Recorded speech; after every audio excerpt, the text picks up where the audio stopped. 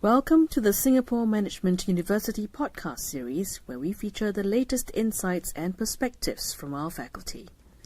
Finance and financial markets is one of SMU's identified areas of excellence, or AOE, to project the university's distinctive academic leadership in these fields.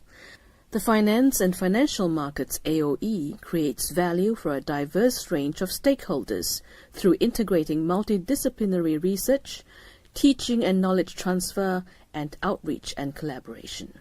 Associate Professor Jeremy Goh of SMU's Lee Kong Chian School of Business is a well-published finance academic and has written numerous articles in international research publications, including prestigious journals such as the Journal of Finance, Journal of Business, and Financial Analysts Journal. In this podcast, Professor Goh shares his research in corporate finance and corporate governance, as well as his involvement in equipping young adults with essential personal finance knowledge and skills. Professor, could you share with us the specific areas of corporate finance and corporate governance in which you are conducting research? Well, the area of finance that I research in is mainly in the area of bond rating, and these are the rating agencies like Standard & Poor's, Moody's, Fitch. They go out and rate companies' corporate bond to look at their credit worthiness, whether or not they are rated investment grade or they are rated speculative grade. And ratings like this does matter to the investors and also market practitioners, because in some sense these are ratings measures the probability of default. And as we know, default is something that investors and market participants think about when they are evaluating a company. And the other area is the area of corporate governance. And here I looked at many of the things that are put in place that mitigate possible negative impact on efficiency. And it all started because of the separation of ownership and management. When you have this separation, especially when the owner of the company doesn't run the company, then you may run into an issue where the funds that are raised are misused, or you have fraudulent activities. So mechanisms and controls are put in place to mitigate all of this problem. How would these areas of research benefit businesses? Bond rating is all about information. If you think about the area of corporate finance, corporate governance, is all about information economics.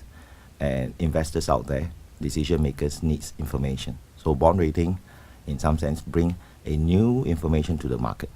So they are relying on rating agencies, the analysts, to study a firm and summarize all of their findings in the ratings, whether is it AAA, AA, single A's.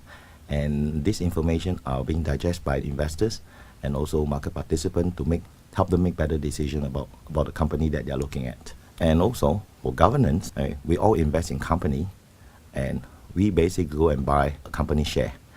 And our investment goes into the company, and we are not sure how the money is used and whether or not the firm will seek project that will give the investors a high return. Tell us what, in your opinion, are the major challenges facing the financial sector in Singapore and the region? Well, one of the biggest challenges, I guess, in a market that is not as established as the Western market like UK and the US, is the idea about investors' confidence. And for a market to be functioning, you have to have investors that are confident about the firms that they are investing in. And the confidence is built up over years and years and years with a lot of mechanism put in place to build this trust between the investors who put up the money and the manager who's using the money to find projects to earn a tidy profit for the investors. And as a result of this concern, I guess in this region, what one needs to do is to really beef up the confidence and come up with things like what we are doing here, building some kind of a measure to measure companies' practices. And also, hopefully, you have more information companies out there to summarize and provide more information to the investment area. You developed the Singapore Corporate Governance Index, which was launched in 2009. What are the key issues of corporate governance and the purpose of developing the index? The whole idea of this Corporate Governance Index is to come up with some kind of a measure to measure practices by firms that are listed in the SGX. And governance are important because you have a separation. The owners don't run the company, so you need to understand what type of processes and mechanisms are put in place to protect the investors. So this index was developed according to the OECD framework to really look at best practices out there and to measure company and to see whether or not companies measures up. And this index also helps people understand the companies that have all these processes put in place versus some that are not quite there yet. The corporate governance indices are not new, but as far as in Singapore is concerned, this is the first index that's based on the OECD principle. And this is a worldwide principle that put forth what constitute good governance. And it covers 5 categories. It is split up into a category on the rights of shareholders, the equitable treatment of shareholders, board responsibility, transparency and disclosure, and also how they deal with their other stakeholders. So things like CSR and all this stuff comes into that category. And this index is really an attempt to measure how well the company is doing in the corporate governance front. Professor, could you share with us your views on gender parity in the boards of directors of companies in Singapore? I've been asked this question before, and my view is the following. Gender diversity is important. As a matter of fact, there are other type of diversity. We want diversity among experiences, we want diversity in the areas, and also gender diversity. Because you think about the board basically represents the shareholders and shareholders' interests.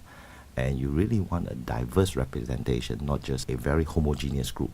So the bigger the diversity, I think the better the performance of the board, if you were to ask me. And I guess it may be just historical that the board tends to be dominated by men rather than women. So having some women on the board may not be a bad thing, because they bring a different perspective about the business and how things are done. And like anything else, diversity is always a good thing. Professor, you are the Program Director of the City SMU Financial Literacy Program for Young Adults. Could you tell us more about this program? Oh, this is one of my pet projects, because financial literacy is a very important topic. As the old saying goes, if you don't plan, then plan to fail. People worry about their health. People start living more healthy lifestyle, and they make plans about eating well, sleeping well, and all that. But all these things are important. So is financial health. So one of the issue is that if one does not pay any attention to financial plan, they spend beyond their means. And they make $1, they spend $1.10. And these days, with the advent of credit card, people can smooth out their consumption. They can borrow on their future income. And if they don't plan and they don't invest, and I guess they'll be running into trouble when reaching retirement age. So here, we specifically focus on the young adult. Because if you think about planning for retirement, you need a long horizon.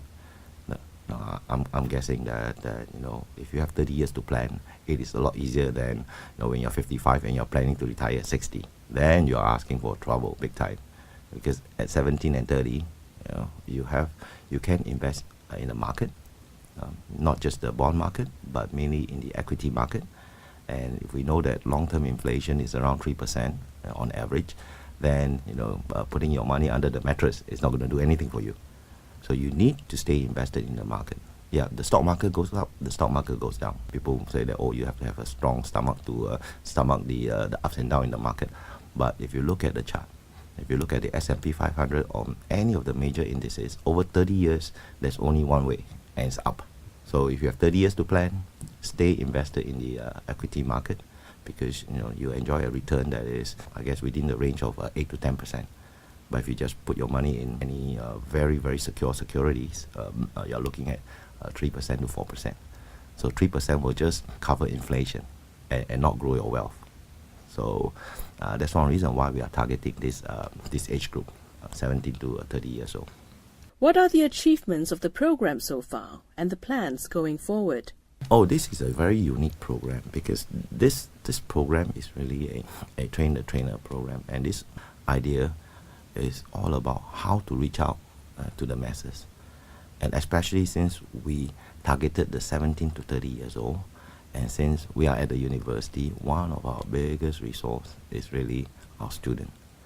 So what we did, it is a train the trainer program, and I've said this many times, that if I were to talk to a 17-year-old and tell them about financial literacy, tell them about planning for their future, telling them about saving for the future, they will not listen to a gray-haired person.